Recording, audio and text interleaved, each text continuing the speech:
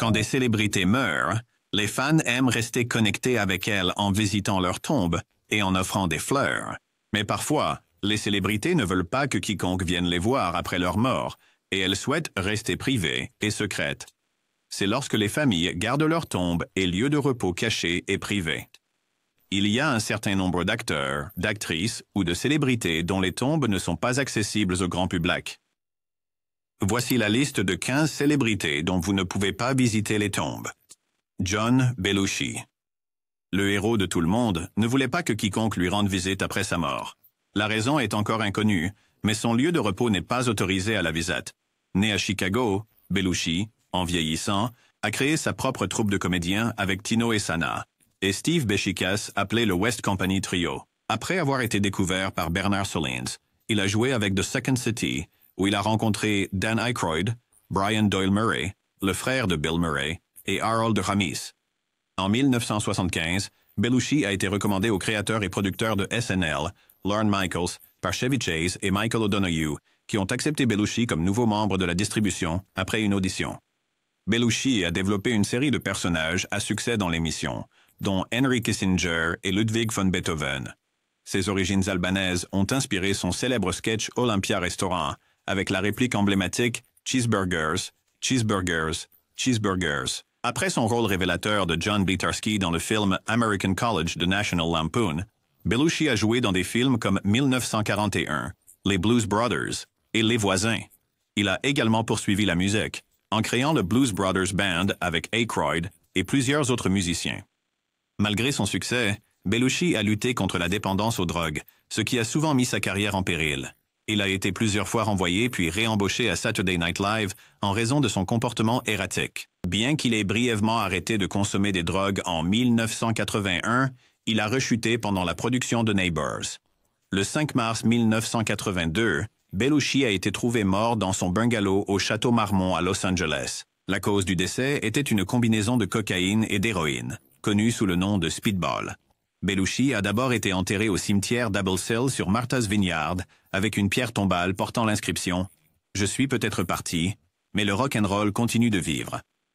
Cependant, en raison des fans jonchant le site de détritus, son corps a été déplacé vers une tombe anonyme à proximité. La pierre tombale de sa mère au cimetière Elmwood en Illinois inclut son nom en tant que cénotaphe. Freddie Mercury. Freddie Mercury, le chanteur emblématique de Queen, a vécu et est mort à Garden Lodge, une maison privée à Kensington, Londres. Connu pour son style de vie extravagant et son immense talent, Mercury est décédé le 24 novembre 1991 d'une pneumonie bronchique résultant du sida. Il avait publiquement reconnu son diagnostic seulement un jour avant sa mort, exhortant ses fans à combattre la maladie. Garden Lodge est devenu un lieu d'hommage pour les fans, qui ont autrefois orné ses murs de fleurs, de notes et de graffitis. Cependant, ces hommages ont depuis été retirés et la propriété reste privée. Mercury a laissé ses biens et ses cendres à son ami de longue date et ancienne partenaire Mary Austin, qui a promis de garder leur emplacement secret. Des spéculations entourent le lieu de repos final de ses cendres, avec des théories allant de Zanzibar au jardin de Garden Lodge ou même à un cimetière de Londres. Le cimetière de Kensal Green, situé à 15 minutes de sa maison, est un lieu de repos présumé. Une plaque commémorative portant le nom de naissance de Mercury, Farouk Bulsara, y existait autrefois. Elle comprenait une inscription en français traduisant par « Toujours près de toi avec tout mon amour », signée d'un M, que l'on croit représenter Mary Austin. Cependant, la plaque aurait été volée ou retirée. Freddie Mercury souhaitait préserver sa vie privée après sa mort pour maintenir le même niveau de discrétion qu'il appréciait de son vivant. Connu pour être une personnalité flamboyante sur scène, Mercury était profondément secret sur sa vie personnelle. Cela est devenu particulièrement évident dans les années suivant son diagnostic du sida, qu'il a gardé caché du public jusqu'à un jour avant son décès. Le souhait de Mercury pour la confidentialité et la mort découlait de son aversion à devenir un spectacle public. Il voulait éviter que son dernier lieu de repos ne devienne un sanctuaire ou une attraction touristique, ce qui aurait pu empiéter sur la sainteté de sa mémoire et la vie de ses proches. En gardant le lieu de ses cendres secret, Mercury a veillé à ce que son héritage reste centré sur sa musique et son art, plutôt que d'être éclipsé par des pèlerinages de fans ou l'attention des médias. Betty White. Souvent saluée comme une pionnière de la télévision et l'une des artistes les plus aimées d'Amérique, elle a eu une carrière s'étendant sur plus de 8 décennies. Principalement connue pour ses rôles dans The Mary Tyler Moore Show, The Golden Girls et Hot in Cleveland, White est devenue une icône durable d'esprit, de charme et de résilience. Son sens du timing comique et ses personnages à l'écran auxquels on peut s'identifier l'ont rendue attachante pour les publics de tous âges, faisant d'elle une figure incontournable de l'histoire de la culture pop. Née le 17 janvier 1922 à Oak Park, Illinois, Betty White a commencé sa carrière à la radio avant de passer à la télévision, où elle a brisé les barrières en étant l'une des premières femmes à produire une sitcom, Life with Elizabeth. Au fil des années, ses accolades comprenaient plusieurs Emmy Awards, un Grammy et la distinction d'être la première femme à remporter un Daytime Emmy pour avoir animé un jeu télévisé. Connue pour son humour acéré et son amour des animaux, White était également une fervente défenseuse de la protection animale, soutenant de nombreuses associations caritatives tout au long de sa vie. Betty White est décédée le 31 décembre 2021, à l'âge de 99 ans, juste quelques semaines avant son 100e anniversaire. Elle est décédée paisiblement chez elle à Los Angeles. Après sa mort, il a été rapporté qu'elle avait été incinérée et ses cendres ont été confiées à Glenn Kaplan, son ami de longue date et exécuteur testamentaire. Aucune commémoration publique ou lieu de sépulture n'a été annoncée, conformément à sa préférence pour la simplicité et la discrétion. Le décès de White a marqué la fin d'une époque, mais son héritage reste vif à travers ses réalisations révolutionnaires à la télévision, son œuvre philanthropique et son aptitude inégalée à apporter de la joie à des millions de personnes. Les fans du monde entier continuent de célébrer sa vie et sa carrière, lui rendant hommage en tant que pionnière et figure chérie de l'histoire du divertissement. La princesse Diana, connue sous le nom de princesse du peuple, a captivé le monde avec sa grâce, sa compassion et son dévouement aux causes humanitaires. De son mariage très médiatisé avec le prince Charles à son travail inlassable pour promouvoir des efforts caritatifs, elle était une figure bien aimée qui a redéfini ce que signifiait être un membre royal moderne. Tragiquement, la vie de Diana a été interrompue par un accident de voiture à Paris le 31 août 1997, laissant le monde en deuil. Ses funérailles ont attiré des millions de personnes en deuil, renforçant son héritage comme un symbole d'empathie et de gentillesse. Diana a été inhumée sur une petite île au sein du domaine d'Althorp, la demeure ancestrale de la famille Spencer dans le Northamptonshire, en Angleterre. L'emplacement a été soigneusement choisi pour offrir un lieu de repos tranquille et privé, à l'abri du public et des médias. Sa famille voulait honorer sa mémoire tout en assurant un site paisible et sécurisé, loin de l'attention publique intense qu'elle a connue durant sa vie. Le public n'est pas autorisé à visiter l'île afin de préserver sa sainteté et d'empêcher qu'elle ne devienne une destination touristique ou une attraction commercialisée. La famille de Diana croyait que c'était essentiel pour préserver la dignité de son lieu de repos.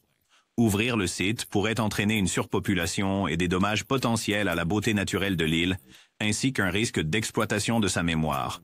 Au lieu de cela, les visiteurs peuvent rendre hommage à un mémorial sur le domaine d'Althorp, où des expositions sur la vie et l'héritage de Diana sont également présentées. Cet arrangement trouve un équilibre, permettant au public de rendre hommage à Diana tout en respectant le souhait de sa famille pour l'intimité. Dans la mort, comme dans la vie, Diana reste une figure de profonde admiration et de révérence, rappelée pour sa compassion et son engagement indéfectible à aider les autres. Dorothy Dandridge. Dorothy Dandridge, l'une des figures les plus emblématiques et pionnières d'Hollywood, est enterrée au Forest Lawn Memorial Park à Glendale, en Californie. Sa dernière demeure se trouve dans la section privée et exclusive du Jardin d'honneur, une zone du cimetière réservée aux personnalités notables. L'accès public à cette section est restreint, garantissant la confidentialité et la dignité pour les célébrités qui y sont enterrées. Bien que les fans ne puissent pas visiter sa tombe directement, son héritage reste un phare d'inspiration, célébrant ses contributions à briser les barrières raciales dans l'industrie du divertissement. Née en 1922 à Cleveland, Ohio, Dorothy Dandridge était une actrice et chanteuse talentueuse qui a émergé pendant une époque de ségrégation. Elle est devenue la première femme afro-américaine à être nominée pour un Oscar de la meilleure actrice pour son rôle dans Carmen Jones en 1954, une réalisation révolutionnaire qui a solidifié sa place dans l'histoire de Hollywood. Connue pour sa beauté éblouissante, son élégance et son immense talent, Dandridge a captivé le public dans des films tels que Bright Road et Porgy and Bess. Malgré les éloges de la critique, sa carrière a été entravée par les opportunités limitées offertes aux actrices noires à l'époque, la forçant souvent à naviguer dans une industrie discriminatoire. Avec grâce et résilience, au-delà de son jeu d'actrice, Dandridge était une chanteuse accomplie qui se produisait dans des clubs et lieux prestigieux à travers le monde. Son charisme et son talent vocal lui ont valu une reconnaissance internationale, mais sa vie personnelle a été marquée par les luttes. Elle a connu des difficultés financières, un mariage raté avec le danseur Harold Nicholas et des problèmes de santé qui ont tous affecté son bien-être. Tragiquement, Dorothy Dandridge est décédée le 8 septembre 1965 à l'âge de 42 ans. Sa mort a été officiellement attribuée à une overdose accidentelle de médicaments, marquant une fin poignante à une vie remplie de triomphes et de défis. Aujourd'hui, son histoire continue d'inspirer, rappelant au monde sa résilience et son impact durable sur Hollywood. Spencer Tracy, l'un des acteurs les plus vénérés de l'âge d'or d'Hollywood, est enterré dans une tombe privée au Forest Lawn Memorial Park à Glendale, Californie. L'emplacement de son lieu de repos n'est pas accessible au public. Une décision prise pour honorer le souhait de sa famille, de préserver l'intimité et de protéger le site des foules importantes ou des perturbations. Cela reflète la dignité tranquille qui caractérisait une grande partie de la vie et de la carrière de Tracy. Né en 1900 à Milwaukee, Wisconsin, Spencer Tracy était connu pour son style de jeu naturaliste et sa grande polyvalence. Il a commencé sa carrière au théâtre avant de passer au cinéma au début des années 1930, devenant rapidement l'un des acteurs principaux les plus respectés d'Hollywood. La carrière de Tracy a été marquée par une impressionnante série de classiques, y compris Devane qui vient dîner, Capitaine courageux, Madame porte la culotte et Le père de la mariée. Il a reçu 9 nominations aux Oscars, en remportant 2 pour Capitaine courageux et Des hommes sont nés. Le partenariat à l'écran de Tracy avec Katharine Hepburn reste légendaire, englobant 9 films et reflétant leur relation complexe dans la vie réelle, qui a duré plus de 25 ans. Malgré son amour durable pour Hepburn, Tracy est restée mariée à Louise Treadwell, un reflet de sa profonde foi catholique et de son sens de la responsabilité personnelle. Hors écran, Tracy était un individu discret qui a lutté contre l'alcoolisme et a eu des problèmes de santé. Pourtant, il a maintenu une dévotion inébranlable envers son métier. Sa capacité à transmettre l'authenticité et l'émotion dans ses rôles a établi une norme d'excellence en matière d'interprétation qui continue d'inspirer. Tracy est décédé le 10 juin 1967 à l'âge de 67 ans, seulement 17 jours après avoir terminé Devane qui vient dîner. Son héritage perdure comme l'un des meilleurs acteurs d'Hollywood, rappelé pour sa profondeur, son humanité et ses contributions incomparables au cinéma. Walt Disney. Walt Disney, l'animateur légendaire, réalisateur et créateur de l'empire Disney mondialement connu, a été incinéré après sa mort en Forest Siren. Ses cendres ont été enterrées au Forest Lawn Memorial Park à Glendale, Californie, un site connu pour être le lieu de repos final de nombreuses personnalités. Cependant, contrairement à certaines autres tombes de célébrités, l'emplacement exact des cendres de Disney est gardé privé, caché dans un jardin familial discret. Cette décision s'aligne avec les souhaits de la famille de Disney, qui a voulu s'assurer que son lieu de repos demeure paisible et inaltéré. Avec l'influence monumentale de Disney sur la culture mondiale, il n'est pas surprenant que des fans du monde entier aient exprimé le désir de rendre hommage. Cependant, les inquiétudes concernant un éventuel vandalisme, une surpopulation et des perturbations ont poussé la famille à maintenir une stricte confidentialité. De plus, le secret a alimenté diverses rumeurs et légendes urbaines, y compris le mythe persistant selon lequel Walt Disney aurait été cryogéniquement congelé, ce qui a été démenti plusieurs fois. En réalité, l'enterrement simple et privé de Disney reflète l'engagement de sa famille envers un hommage tranquille et respectueux plutôt qu'un spectacle public. Son héritage continue de vivre, non pas par une tombe marquée, mais par son travail révolutionnaire qui a transformé le divertissement et façonné de nombreuses vies à travers le monde. J.D. Salinger. J.D. Salinger, l'auteur énigmatique de l'Attrape-cœur, a choisi une vie de réclusion qui s'est prolongée jusque dans sa mort. Lorsqu'il est décédé en 2010, à l'âge de 91 ans, son enterrement a suivi le même principe de confidentialité qui a défini une grande partie de sa vie. Salinger aurait été enterré dans une tombe non marquée à Cornish, dans le New Hampshire, près de la petite ville rurale où il a vécu en réclusion pendant des décennies. L'emplacement exact de sa dernière demeure reste non divulgué. Une décision prise pour empêcher le site de devenir une destination de pèlerinage pour les fans de son roman emblématique et d'autres œuvres. Cela s'aligne avec le mépris connu de Salinger pour l'attention publique et son désir de maintenir un équilibre personnel La succession et la famille de Salinger ont maintenu cet engagement envers la vie privée, continuant à protéger l'héritage personnel de l'écrivain contre une exposition inutile. Malgré son mode de vie reclus, son influence sur la littérature perdure, avec l'attrape-cœur restant une référence culturelle et un pilier de la fiction américaine moderne. Corey Wells. Corey Wells, né Emil Lewandowski, le 5 février 1941 à Buffalo, New York, était un chanteur américain renommé, surtout connu comme l'un des 3 chanteurs principaux du groupe de rock Three Dog Night. Le groupe a connu un succès significatif à la fin des années 1960 et au début des années 1970, avec des tubes comme Mama Told Me Not to Come et Joy to the World. Wells est décédé le 20 octobre 2015 à l'âge de 74 ans à Dunkirk, New York. Malgré son importance dans l'industrie musicale, les détails concernant son lieu de repos final restent privés. Selon sa page commémorative sur Find a Grave, les détails de l'inhumation sont inconnus. Ce manque d'informations publiques suggère que sa famille a choisi de garder son lieu de sépulture privé, peut-être pour honorer ses souhaits personnels et préserver l'intimité de la famille.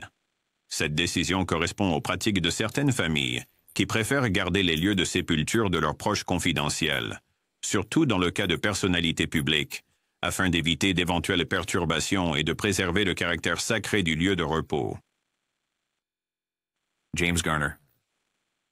James Garner, né James Scott Baumgartner, le 7 avril 1928 à Norman, Oklahoma, était une légende d'Hollywood célébrée pour son charme naturel et sa polyvalence à la télévision et au cinéma. Garner est devenu un nom familier avec son interprétation de Brett Maverick dans la série télévisée Maverick, un rôle qui mettait en avant son esprit vif et son charisme décontracté.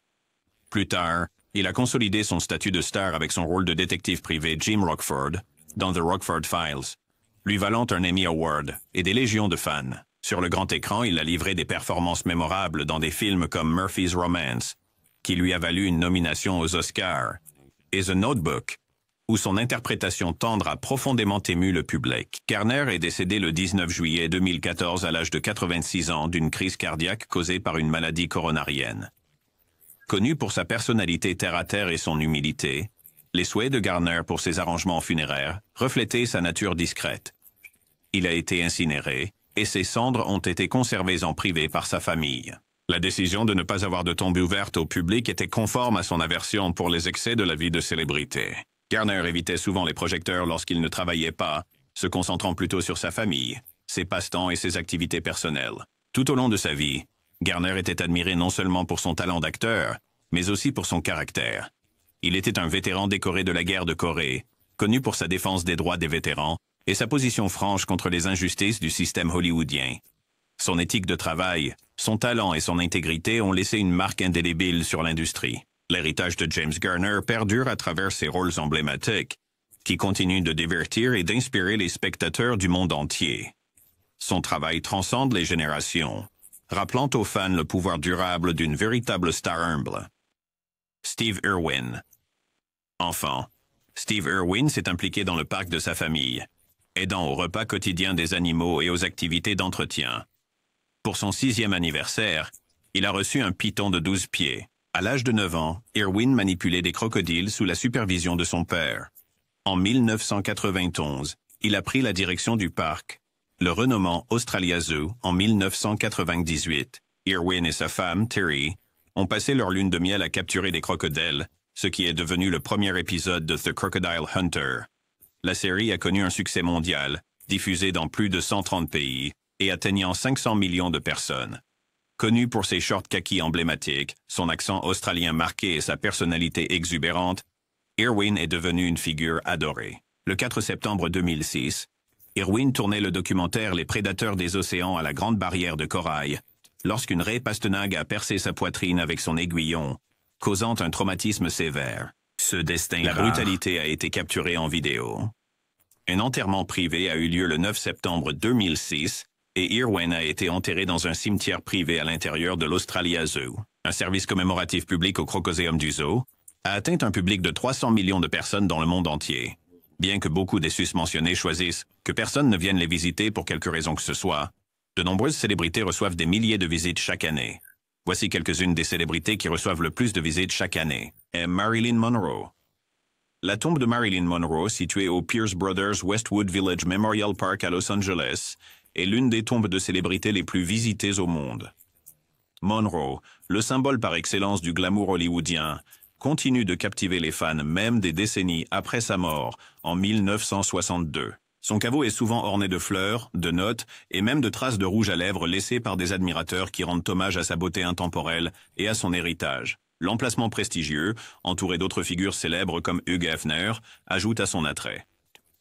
Selon des rapports, des centaines de fans visitent à la tombe de Monroe chaque semaine, avec des pics de fréquentation lors des anniversaires de sa naissance et de sa mort. La fascination durable pour Monroe provient de l'aspect tragique de sa vie, de sa mort mystérieuse et de son impact indélébile sur la culture populaire.